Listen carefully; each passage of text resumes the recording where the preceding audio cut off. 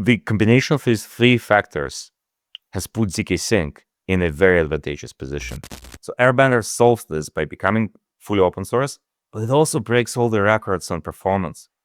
It's several times faster than the nearest competitive project, and we have not yet fully started optimizing. This is the first release. You probably know that ZKsync is the second largest ecosystem on pure RWA assets. If you go to app.rwa.xyz, you have a organized dashboard where you can track it.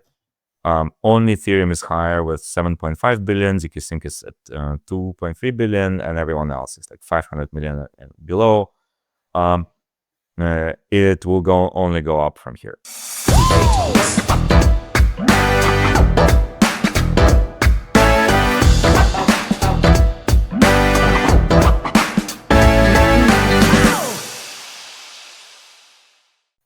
Welcome everyone in our next episode of ZK Talks. Today we have a very special guest, Alex Gluchowski, co-founder of ZKsync.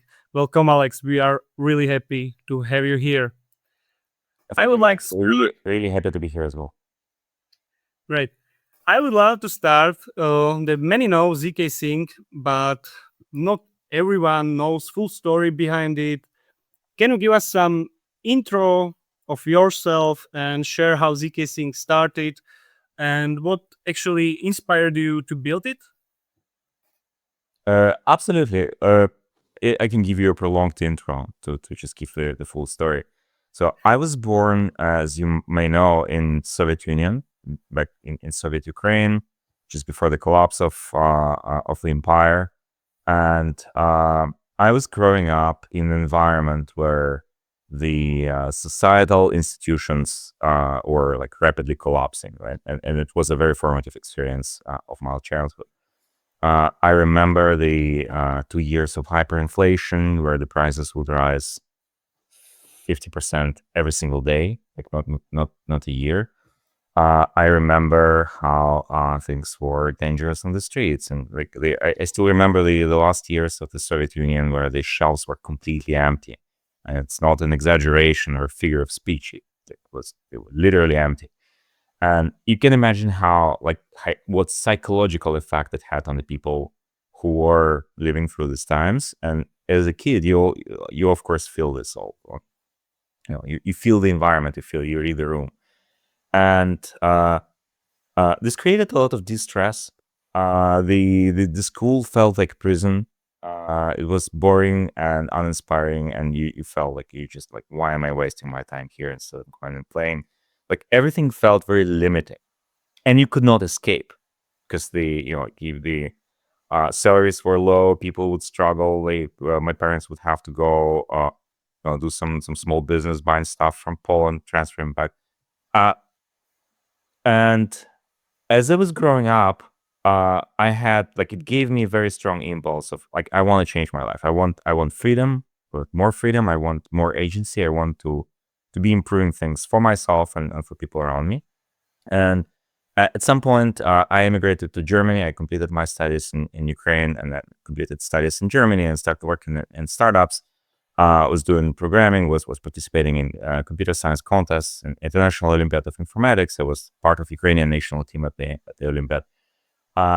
And as I was learning more about the world, about how the nature works, the sciences like math and physics, and then how society works, and being exposed to some ideas of the Austrian economic school, some libertarian thinkers, I came gradually more and more to conclusion that freedom is the most impactful force that unlocks prosperity for the world. If you give people more freedom at any level of organization, like at any level of societal constructs, in a small group of like a small team, a company, a larger institution, or a nation state, the higher you are on the freedom scale, the better you're going to be overall with your outcomes and with relationships in your society and with things you produce.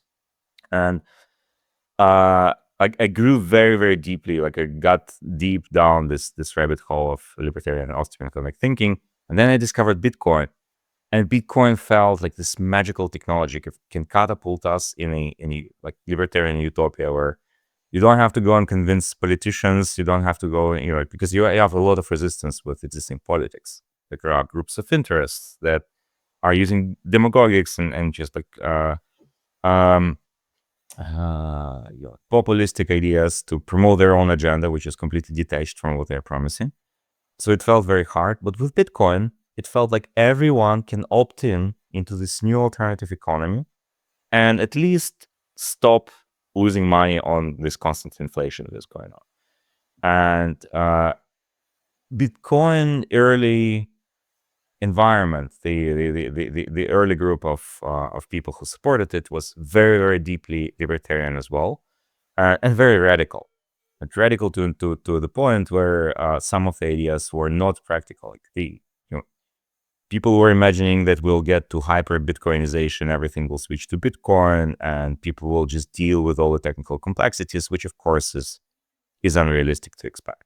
The price of Bitcoin was very volatile. We had the first Bitcoin winter in like 2014, 15 for a couple of years. Got a lot of people disappointed. I was working in a startup in traditional Web2 economy, and I was thinking of integrating Bitcoin. I realized I cannot really do this because I cannot justify putting it on a roadmap. Because who is going to use it? Like how like there is no self-reinforcing loop of adoption back then at the time. But then Ethereum came along, and Ethereum had something very special, very distinct from Bitcoin in its capabilities and what it could actually offer. There were the ideas floating around of stable coins, of smart wallets, social account recovery, much better UX. I did not expect that all of this will not materialize for like 10 years, and 10 years later we'll still be solving the same problems. But at least there was a glimpse of how you can be solving them. And a lot of smart people were coming into the space and started tackling those problems. And it felt like a moment where from here, things will go parabolical because we can actually build something very tangible to increase freedom in the world with these technologies. So I figured I have to switch full time and just go and work on the hardest problems I can help solve. I looked around. I worked as a consultant for a year out of Hong Kong, looking at what do we need to solve. Like, let's imagine that this vision of crypto, Bitcoin, Ethereum is valid and the value proposition holds. And eventually we will be bringing the entire world on chain, and everything that touches value will go and be tokenized and will go in these like trustless systems that everyone has permissionless access to. What problems will we have to have solved to make this possible? And scalability was one of these problems, and it was very hard. Like at first, there were a couple of promising directions, like Vitalik and Joseph Poon announced the idea of Plasma with a recursive blockchain scaling with like chains settling on other chains with optimistic assumptions, etc. It was quickly becoming clear that those solutions are not quite elegant. They are like hitting the wall. There's something blocking them. And zero knowledge proofs was something that I discovered at one point that did not fully realize its potential. I thought you can only use it for privacy. But then I learned about the computational integrity and this computational compression aspect, and it completely it turned my world upside down. I was like, wow, this sounds like a space alien technology. Like this can be true. Like how can you like just from the engineering, from mathematical perspective, the properties that you got from the systems were feeling incredible. And so I started digging deeper about this. I started meeting people, met my co-founder, who turned out to be a genius mathematician, cryptographer, completely self-taught. And I realized that while we're not quite there with existing state of the science on zero knowledge proofs, the pace of innovation is really rapid, and a lot of really smart people are looking into it and coming to the space of fundamental cryptographic research. And that at some point, sooner or later, we'll have a breakthrough that will enable arbitrary scaling for blockchains. And this is how Matter Lab started. We basically started with the idea of ZKsync, with the concept of ZKsync. This network, it can scale infinitely. It does not have fundamental limits on how much you can scale without losing verifiability. And what this means in essence is without giving up on the most fundamental promise of Bitcoin and Ethereum, making a network that is completely trustless. You can what trustless does not mean that you don't trust any part of the system. You have you probably cannot verify all the code yourself. You still run someone's nodes, you still run someone's verifier. Not a single person can read all of that. But what this means is just like math or physics, you rely on a lot of other theorems and a lot of the body of work of thousands or millions of people. But every single aspect of the science is open source. Anyone can look at the basic facts, and then starting from first principles, you can re-verify any aspect of it. There's nothing esoteric. There's nothing hidden from you that only belongs to certain people, and they guard the secrets there. Similarly, with blockchains, you can take Bitcoin, you can take Ethereum, you can take ZKsync, and you can verify everything from scratch and make sure that whatever you run, you don't depend on anyone else for security, for the properties that are guaranteed by zero knowledge proofs, by this verifiability, by peer-to-peer nature of the networks. And you can always operate even with a trusted minority in a way that guarantees fairness and guarantees equal treatment for every participant in the network. So this is where we are now, 6-7 years later. This is really a awesome journey, I must say. So now let's go to ZKsync, because ZKsync is not actually just a chain, but you are building a huge ecosystem of chains.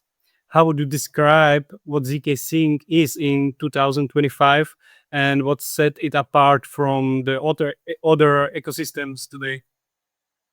I would say where we are now is we are still in this transition mode from just the technology into the network of infinitely expansible fractal blockchain structure where you can add chains and they're all connected together. But we have not fully fulfilled this promise yet because the connectivity is not fully seamless. Of course, the chains are connected because they are all settling on Ethereum. You can withdraw, you can access liquidity from layer one, you can access liquidity from the other chains, but it's not this one-click, zero trust, negligible cost connectivity that we're building. And the full potential of the Elastic network will only materialize once this interop technology is there. And it will also materialize once we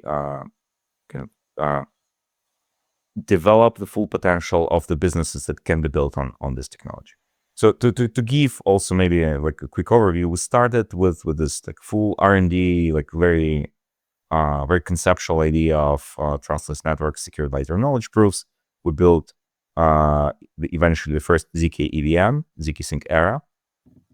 At that time, it was already kind of too late for a general purpose chain to really matter. There were already multiple general purpose chains that were heavily competing with each other. Trustlessness property was not as heavily in demand because the most use cases on those systems were speculative. If you look at what was happening on Solana or Base, most of the applications were degen, meme coins, high risk environment, where if you're willing to take such a high risk anyway, then adding a marginal layer of infrastructure risk, you don't care. You don't care if it's 50% risk or 52%, right? It does not matter as much. And the costs that we were bringing with zero knowledge proofs, in addition to what optimistic rollups could enable after the blobs went live on Ethereum, were kind of just raising the friction bar, the entry of new participants. It was not something that is 0 to 1. That is a breakout category. This kind of like, we realized this early on. At Meta Labs, we started working on the ZKsync stack and the network of the elastic network of many chains. And it brought us in a place where we have something that is 0 to 1. We have it with Prividium on the one hand, and I think this is the biggest transformation enabler for the crypto industry overall, like definitely for ZKsync, with the current environment in which we are politically, and we'll talk about that. So with like Prividium, for everyone who is not familiar, is the privacy preserving private chain configuration of the ZK stack that is optimized for enterprise and institutional use cases. But on top of that, I think we have a very, very big potential for the network of application-specific chains or app chains. Once the interop goes live, we can power basically unlimited number of different applications that have full sovereignty and control and ownership over their execution environment. They have their own stack. They have the control of how they customize the stack, how they run the sequencer, what MEV policies they pursue, what data availability they use. Do they force data to Ethereum? Do they work with external providers like Eigenlayer, Celestia? And more importantly, they can customize the compliance environment if they are running it for enterprise and institutional use cases. But even if they don't need privacy, they still need this control. So once the interop fully goes live and Prividium goes live, this is where you will see the real transformation of the ZKsync completing and like what it results in. We have a lot of conversations in the pipeline and in the works that I think they will materialize in the next couple of months to a very, very visible extent. Yeah, when we are speaking about institutional adoption, then definitely the Prividium is the game changer in there. But also lately we saw a big step forward in a vision of Ethereum home proving. ZKsync announced Airbender with some major performance milestones. What makes this so exciting, and what does it unlock at all? Sure. So Airbender is the new release of the proof system and the virtual machine, RISC-V virtual machine, which we've been working on for the last couple of years. What makes it exciting, it's the fastest open source prover in the world. Fastest, definitely the fastest RISC-V open source prover. And RISC-V is a game changer because it allows out of the box native, like basically plug and play integration of any program written in Rust or basically almost any other modern language like C++, whatever. You compile into RISC-V execution environment, and you have to strip off all external libraries. You run pure code, but then you can prove it with any program. You don't have to have specialized knowledge about cryptography. You don't have to understand the nuances of how you construct circuits, what you may do, may not do, under constraints, over constraints, like all of these things are completely abstracted away. You just run a normal program, which is very, very powerful for developers. And what we had until Airbender, we had a few fantastic projects that were working in this direction, that were pioneering the RISC-V technology. They were not fully open source. They typically had some component which is closed source, and you had to run them in a closed off environment. You could not use the GPU prover, or the entire project was not fully open for developers. And this is something that is hard to rely on. If you're building a system, you don't want a vendor lock-in. If you're building an open source system, for sure. If you're building an enterprise system, maybe. But for an open source project, it's a showstopper. So Airbender solves this by becoming fully open source, but it also breaks all the records on performance. It's several times faster than the nearest competitive project, And we have not yet like fully started optimizing. This is the first release. So we're lacking some precompiles that people would use for Ethereum. But we don't have Ketchup, for example, as a precompile. We execute Ketchup natively in the pure VM environment. So once you have Ketchup precompile, functions that use Ketchup become much faster. We don't there are a number of other things that will be optimized, but Airbender is open source for CPU proving, for GPU proving. Like the complete environment is there, very, very fast. To give a sense of how fast it is, you can prove an average Ethereum block on a single GPU, single powerful GPU in like approximately 30 seconds, which is very, very impressive. It was not possible to be proving Ethereum at home in completeness. You would have to run, you would need an environment with at least several GPUs, which exceeds the capabilities of a single household. So then you have to invest in this professional setup. Then it gets in a completely different category. What you can do now is you can run your own small chain completely at home. And you can be proving it at home, and you can run it as a Prividium. So you can basically have your bank in a box, bank in your pocket, where you have your own transactions. Whatever you do there, you can build a game, you can build a payments system, you can interoperate. Once the interop goes live, you can interoperate with other Prividiums. Your environment is something you fully control, and you run it at home on your own machine. This is very, very exciting. It also opens the path for it opens a couple of things. I talked about it in a tweet after Airbender was released. It opens the path for home proving ZKsync chains and Ethereum in general, because you can now split the work for each block. Like, we're very close to real-time proving anyway, but it does not really matter if you can be proving at home like every second block or every fourth block, even if it takes like 1 full minute, whatever, if it's a big block. But then you have millions of users. You actually have hundreds of millions of households that have at least one GPU, with all the gaming machines, with just the graphic processing for big computers that people use at home.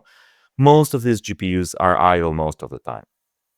So now it's really trivial to create a proving network that is fully decentralized and that has always a sufficient capacity of people who are willing to provide the services and get compensated through crypto.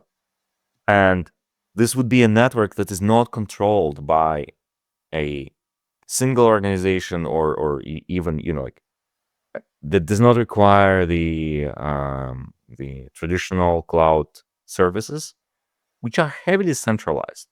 There are maybe a few hundreds of different entities in the world that control 99% of the data centers.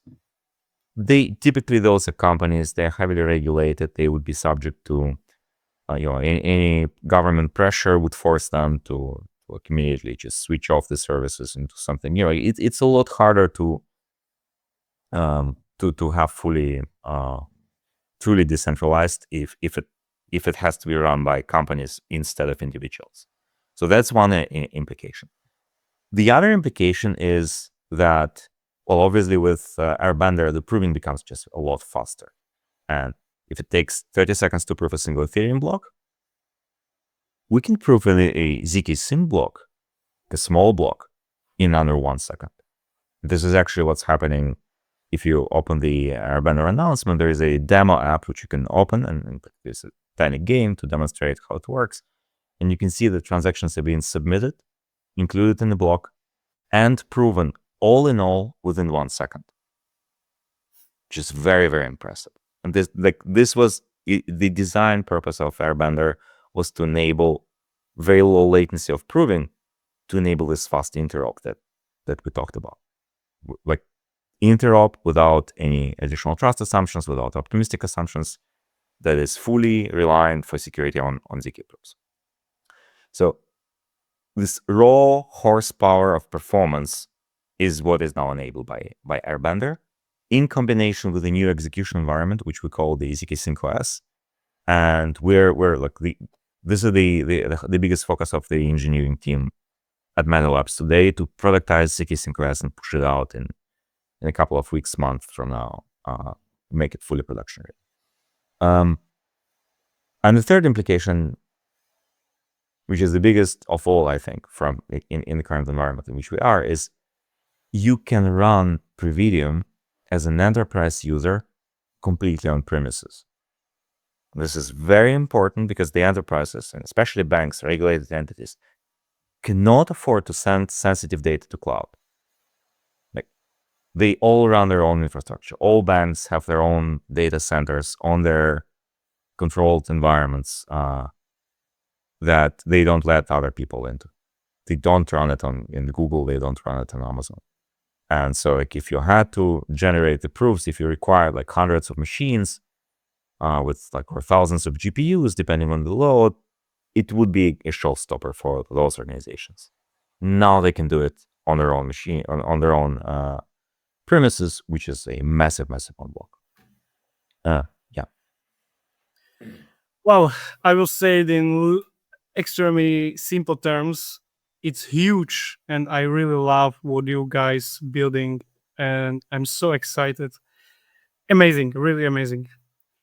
All right, so with Prividium, it could be great to know how it can onboard more institutions on chain, and what's at all the vision behind it, if you can say. Sure. I maybe I'll start with with kind of like observing that in crypto we went through 3 different phases of interactions with like bigger like institutional and governmental environment in which we are. The first phase was where we were ignored.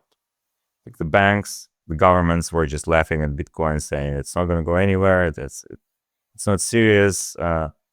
We were let alone, and it was used mainly for some either non-serious things or for some like gray activities, like people were buying stuff on dark markets. The second phase were where governments actively fought crypto. This was the last couple of years until the new administration in the US were elected. And obviously, US is such a powerful force in the world that whatever they do, every other government kind of like replicates. This was a very hard time, and it kind of affected the technologies and the way we're thinking about crypto and building crypto systems and thinking about regulation. We have to be very resilient. Ethereum went all in on the resilience from the technological perspective, like building truly decentralized systems like that can resist nation-state attacks, that will be very hard to shut down, but also organizationally. And it set Ethereum, in my opinion, back significantly at the time, because there was not any central entity, like any like driving force behind the Ethereum's development. The Ethereum Foundation was taking more a supportive role. We were incubating a bunch of projects and supporting other teams. It was a very broadly decentralized movement, which is kind of good philosophically, but it did not produce the results as fast as some of the more aggressive competitors of Ethereum that were willing to take the risks and say, well, governments maybe are going to fight us, so we're going to lawyer up and then we're going to litigate for a long period of time. But we want to conquer the market now, and we're willing to make some very aggressive moves. So it was an environment in which it was hard to make the right bet. You can be more aggressive, but then eventually you get shut down. This actually happened to Facebook with the Libra project, which was an extremely ambitious crypto initiative in general. Like, if it succeeded, billions of people in the world would be using crypto today daily. And this happened to Telegram.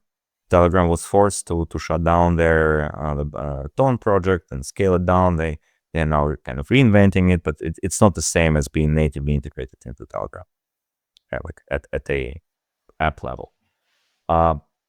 So in the end, you can never predict history, like turn what's going to be next. But we know where we are now. We are now in an environment where the regulators are open and even supportive of these new technologies, with at all levels of the U.S. government, and it propagates downstream to the rest of the world. And this sparked an immense interest from the institutions and enterprise customers, and also from governments. And they have a very different set of requirements compared to the crypto native crowd, to the degen crowd more specifically. They do care about actually decentralization more than some of the crypto native folks. They do very much care about security. They are not willing to take additional risks. It's not like they're dealing with very serious customers, very large amount of funds. They want to deeply understand. They are not relying on superficial vibes from crypto Twitter. They do their own research. They do very deep due diligence, technically, organizationally, and they look beyond marketing BS into what's the real essence behind it. And third, they do care about privacy very, very much. They cannot offer services that are regulated. Like basically, you cannot switch to crypto payments if you cannot preserve privacy. You cannot switch to some custodial services if you cannot preserve privacy. So the combination of these three factors has put ZKsync in a very advantageous position in the course of the last year. And it opened many doors, and it opened a lot of conversations that the core team was part of, and they're continuing. And that led actually to productization of Prividium, as we discussed it, and led to some of to change of the priorities of the roadmap and the design decisions around interop, like supporting privacy in the interop, and how you think about the layers of security, and like it touches every part of the design aspect.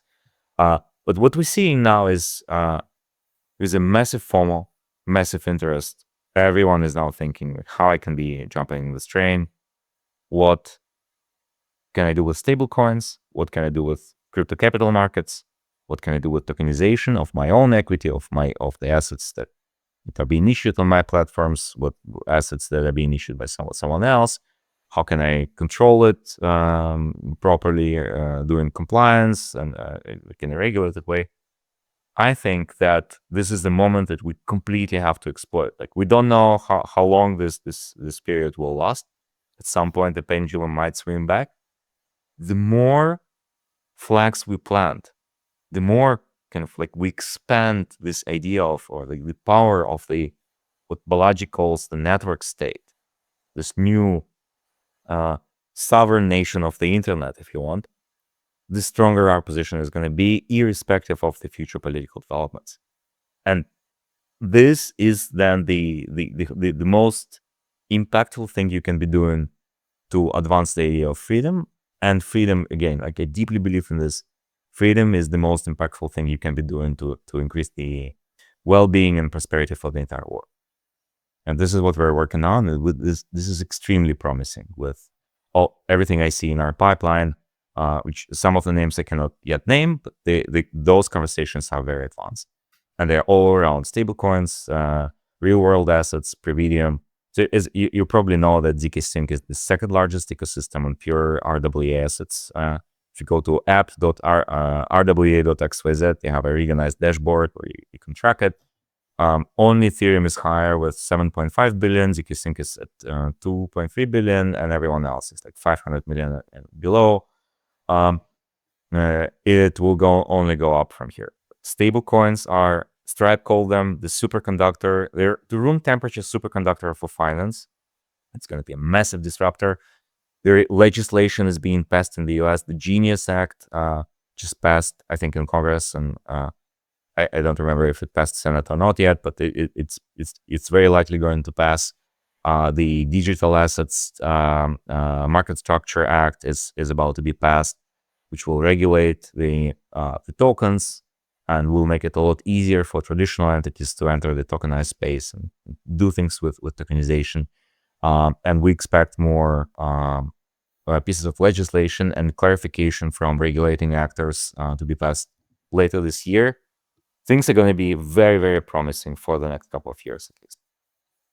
This is very exciting. I mean, the latest months for ZKsync was really great, I must say. Also, thank you for this breakdown of the latest announcement. So, thank you everyone for watching, and especially thank you once again, Alex, for your time. And hopefully, we can meet again on the podcast when there are new, more announcement in the future and make some rep again. Absolutely. It was my pleasure. And yes, looking forward to continue this conversation and being more in touch. We'll be happy to share more news that I know are coming, but let's keep them a surprise. Awesome.